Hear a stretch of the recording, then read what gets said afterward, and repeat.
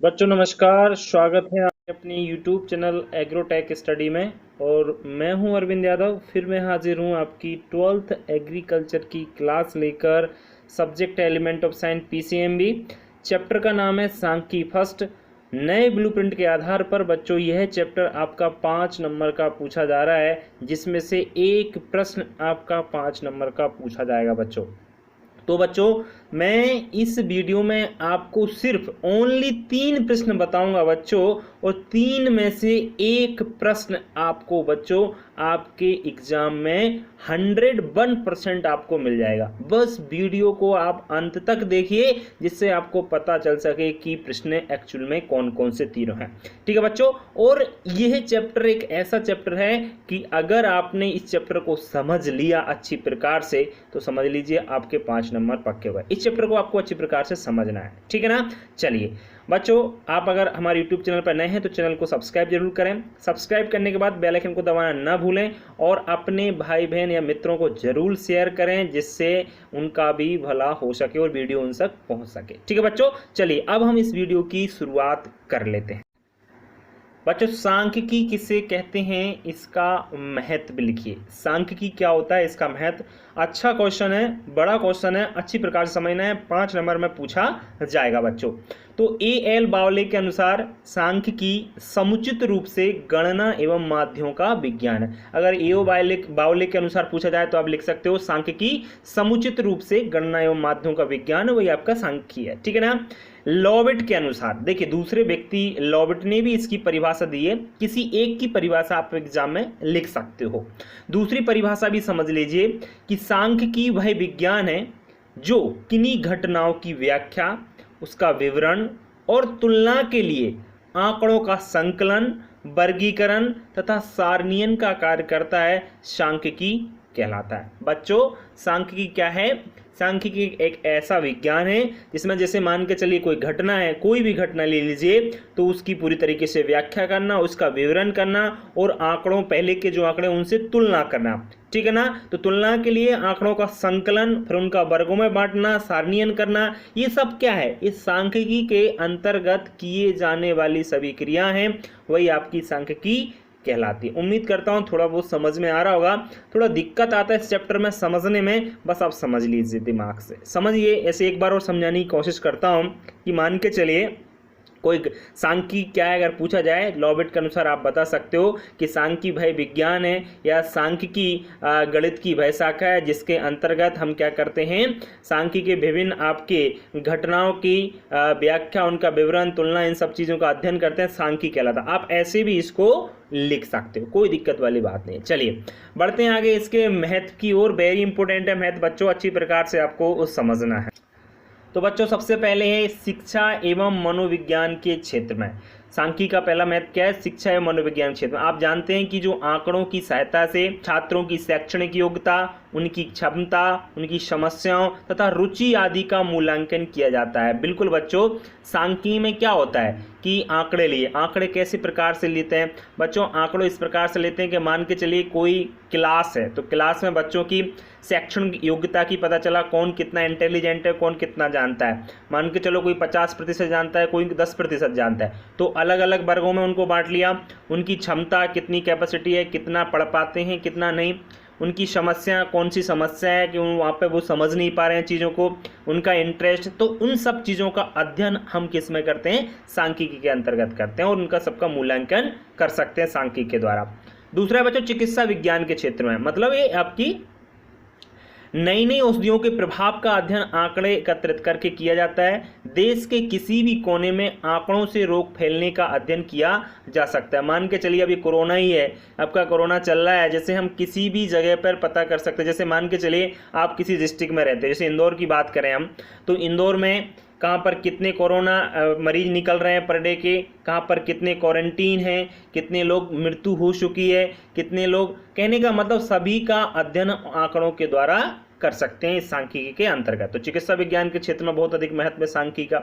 नियोजन के क्षेत्र में। बच्चों आंकड़ों के माध्यम से सरकार यह जानकारी प्राप्त करती है कि देश में कितनी गरीबी है, कितनी बेरोजगारी है, कृषि उत्पादन कितना है हमारे यहाँ का, उसकी मांग कितनी है, आपूर्ति कैसे की जाए। तो इन सब चीज़ों का अध्ययन हम सांख्यिकी के अंतर्गत करते हैं। जैसे मान के चलिए हमको पता है कि अब जैसे सरकार जो होती है, अब उनको पता है कि गरीबी रेखा से लोग कितने कम है ना, बेरोजगार कितने हैं, सबको पता है। ऐसा नहीं है कि सरकार के पास डाटा नहीं जाता, आंकड़े जरूर जाते हैं, सब पता है। कृषि उत्पादन हमारे यहाँ कितना हो रहा है, एग्रीकल्चर का प्रोडक्शन, कितने लोगों को किस चीज़ की मांग ज़्यादा है, किस चीज़ की डिमांड है, फिर उसकी किस प्रकार से आपूर्ति की जाए। समझ रहे ना बात को।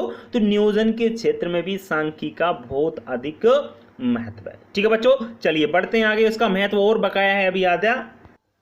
नेक्स्ट है बीमा के क्षेत्र में। बच्चों जीवन बीमा अथवा सामान्य बीमा के आधार शिला ही सांख्यिकी है, क्योंकि जीवन की प्रत्याशा, बीमारी, दुर्घटना आदि के आंकड़ों का विस्तृत अध्ययन के बाद ही निष्कर्ष निकाला जाता है। बिल्कुल, कितने लोग मतलब इनकी दुर्घटना में मृत्यु हो चुकी है, जीवन की कितनी प्रत्याशा है, तो इन सब चीज़ों का अध्ययन के बाद ही हम निष्कर्ष पर पहुंचते हैं कि कितने लोगों को कितना बीमा देना है। तो है ना, ये सब चीज़ बीमा के क्षेत्र में भी सांख्यिकी का बहुत अधिक महत्व है।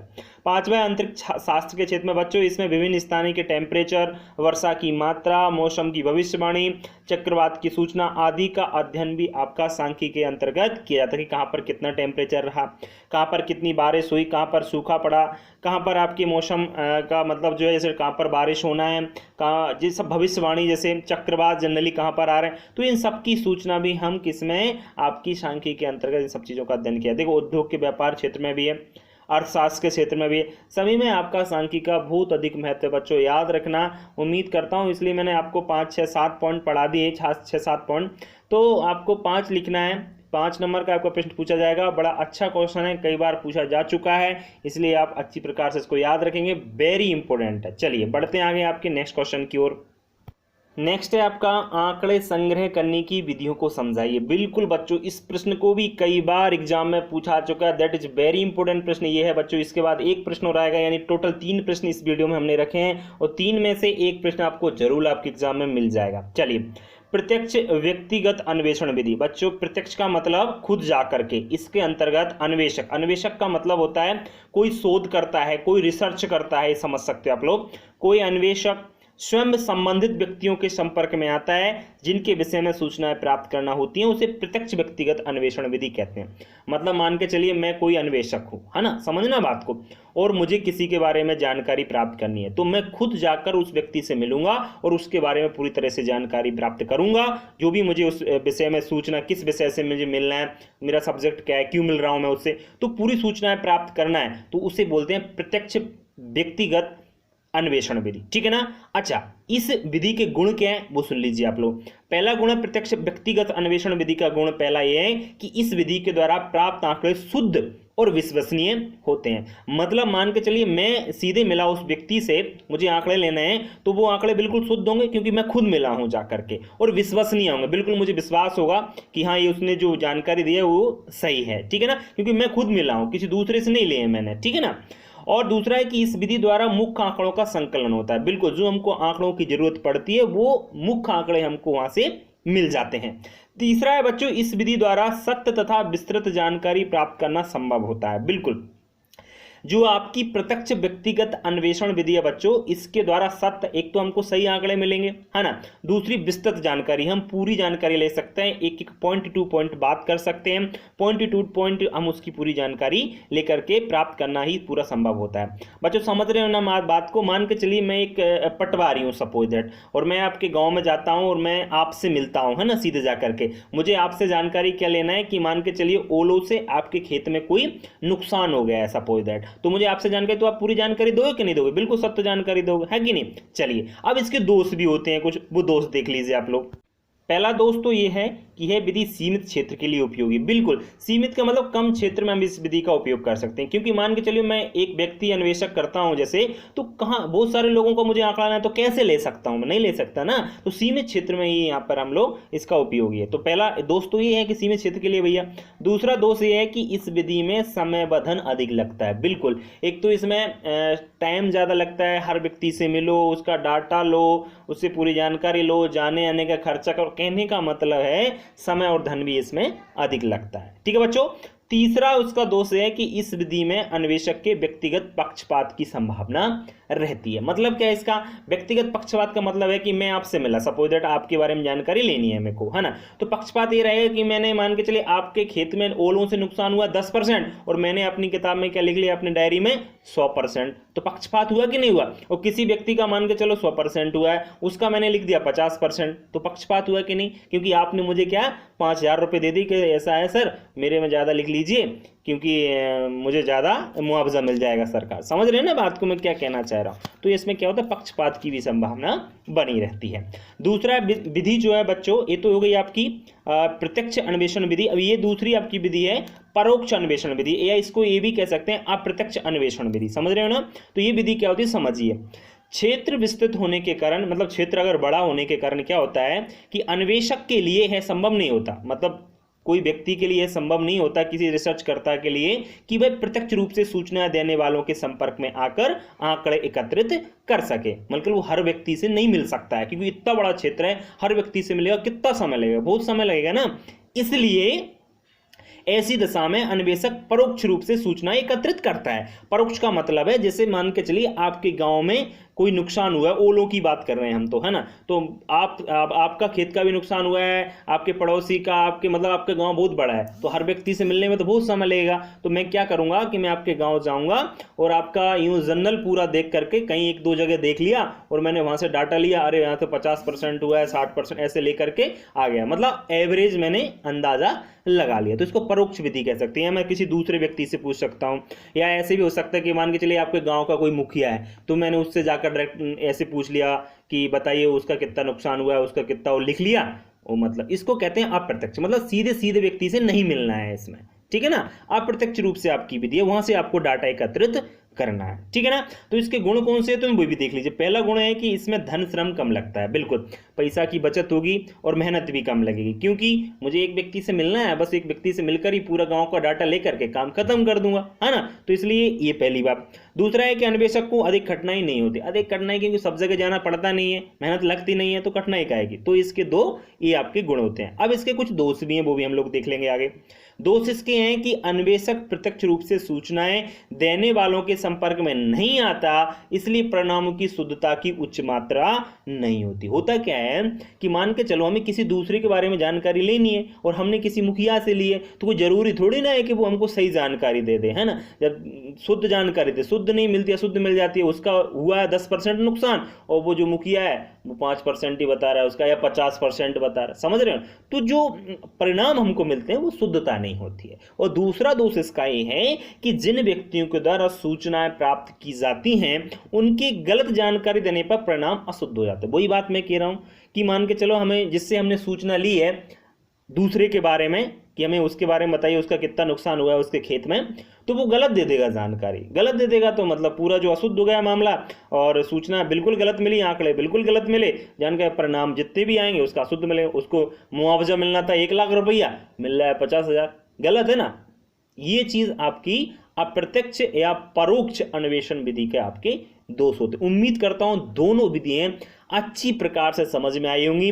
बच्चों वेरी इंपॉर्टेंट प्रश्न है, उम्मीद करता हूं अगर एक बार में समझ में नहीं आई हो आपको, दोबारा वीडियो को बैक करके फिर देखना स्टार्ट कीजिए। आप लोग समझ रहे हैं ना, बैक करोगे फिर समझ में आएगा, फिर भी नहीं है फिर देखिए।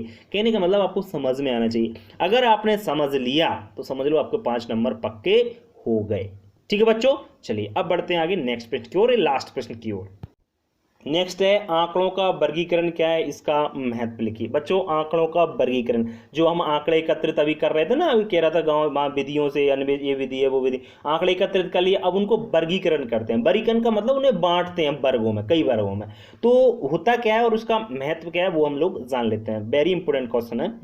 आंकड़ों का वर्गीकरण एक ऐसी प्रक्रिया है जिसके द्वारा अव्यवस्थित आंकड़ों को व्यवस्थित रूप में प्रस्तुत करके संभावित एवं महत्वपूर्ण परिणाम निकाले जाते हैं। होता क्या है कि जो आंकड़े हैं ना, आंकड़ों का वर्गीकरण का मतलब ये होता है बच्चों कि जो हमने आंकड़े लिए ना वो अव्यवस्थित आंकड़े हैं। अव्यवस्थित का मतलब क्या है? अव्यवस्थित का मतलब है जैसे मान के चलिए उसका 10%, किसी का 5, किसी का 2, किसी का 50, किसी का 30, है ना। तो कोई इसमें तो रो में तो आ नहीं रहा, 10, 5, 3, 8, 5, ये क्या है, अव्यवस्थित है। अब उसको व्यवस्थित करना है, तो व्यवस्थित कैसे होगा, 3 फिर 5 फिर 8 फिर 10 फिर 15 फिर 20 फिर 25, इस प्रकार से उनको रो में करना, एकदम व्यवस्थित करना, और व्यवस्थित करके उनसे जो संभावित एवं महत्वपूर्ण परिणाम उनसे निकाले जाते हैं। फिर बिल्कुल निकाल सकते हैं, क्योंकि व्यवस्थित रूप में कर दिए ना, तो उनसे जो भी परिणाम निकलेगा, उन आंकड़ों से जो भी उनका रिजल्ट आएगा, वो संभावित महत्वपूर्ण परिणाम निकाला जा सकता है। तो समझ में आ रहा है ना, आंकड़ों को क्या करना है, अव्यवस्थित रूप से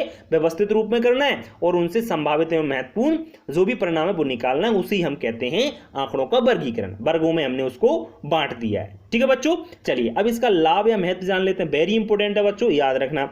वर्गीकरण से आंकड़ों को सरल एवं संक्षिप्त बनाते हैं, जिससे समझने में सुविधा होती है। बिल्कुल बच्चों, क्योंकि जब उनको हम वर्गों में बांट देते हैं ना, लाइन बाय लाइन बांट सकते हैं, किसी के आधार पर बांट सकते हैं, तो वो सरल हो जाएंगे, सरल हो जाएंगे और छोटी भी हो जाएंगे, संक्षिप्त बन जाएंगे, है ना। जिससे क्या होगा, उनको हमको समझने में सुविधा होगी और दूसरों को समझाने में भी सुविधा होती है। तो पहला तो वर्गीकरण का लाभ ये है।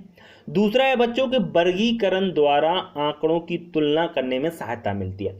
तुलना का मतलब है कंपैरिजन, मतलब मान के चलिए हमने जो आंकड़े एकत्रित किए हैं, है ना, और उनको अगर पुराने वाले आंकड़ों से हम तुलना करें, क्या करें, तुलना करें, कंपैरिजन करके, पहले वह व्यवस्था कैसी थी, पहले के आंकड़े क्या थे और आज के आंकड़े क्या हैं, तो तुलना करने में बड़ी आसानी होती है जब उनके हम वर्गों में बांट देते हैं तब। ठीक है। तीसरा है बच्चों, वर्गीकरण से आंकड़ों की समानता एवं असमानता भी स्पष्ट हो जाती है। क्यों? क्योंकि समान समान जो एक जैसे आपके आंकड़े होते हैं वो एक तरफ हो जाते हैं, असमान अलग अलग टाइप्स के होते हैं वो अलग हो जाते हैं। तो मतलब क्या है, समान आंकड़े और असमान आंकड़ों जो भी होते हैं ना, उनकी असमानता समानता क्या हो जाती है, स्पष्ट। स्पष्ट का मतलब एकदम सही हो जाती है, सीधी हो जाती है, हमको दिखने लगती है कि भैया ये समान है और ये असमान। क्लियर हुई बात। चलो, चौथा लाभ क्या है वर्गीकरण का, आंकड़ों का वर्गीकरण का चौथा जो लाभ है या महत्व है बच्चों, वो ये है कि वर्गीकरण द्वारा सारणीयन तथा विश्लेषण की अन्य क्रियाओं का आधार भी तैयार हो जाता है। बच्चों, आंकड़ा इनका वर्गीकरण करने के बाद हम इनको सारणीयन करते हैं। सारणीयन का मतलब होता है उनको सारणी में रखना। सारणी तो सब जानते होंगे, टेबल में, एक टेबल बनाना पूरी तरीके से, और उनका विश्लेषण करना। विश्लेषण का मतलब होता है उनका जो भी परिणाम निकाला जाता है विश्लेषण करके ही निकालेंगे, देखेंगे क्या कौन क्या रहा, वहां पे क्या आपका आंकड़े है ना। तो जो भी क्रिया है उनका आधार तैयार हो जाता है, बेस बन जाता है। वर्गों में बांटने के बाद सारणीयन का और विश्लेषण का क्या बन जाएगा, एक बेस तैयार हो जाता है। तो ये आंकड़ों के आपके वर्गीकरण के लाभ होते हैं। उम्मीद करता हूं अगर चीजों को आपने समझने की कोशिश की होगी तो बड़ी अच्छी तरीके से आपको ये समझ में आ गए होंगे। ठीक है बच्चों, वेरी इंपोर्टेंट प्रश्न है तीनों बच्चों। 3 में से एक प्रश्न 101% आप एग्जाम में मिल जाएगा, आपको कहीं कोई दिक्कत नहीं आएगी, ये मेरा वादा है। बस आप इनको पढ़ लीजिए। ठीक है बच्चों, ठीक है बच्चों, आज के लिए इतना ही। फिर कल मिलेंगे एक नए वीडियो के साथ। तब तक के लिए नमस्कार, जय हिंद, जय भारत।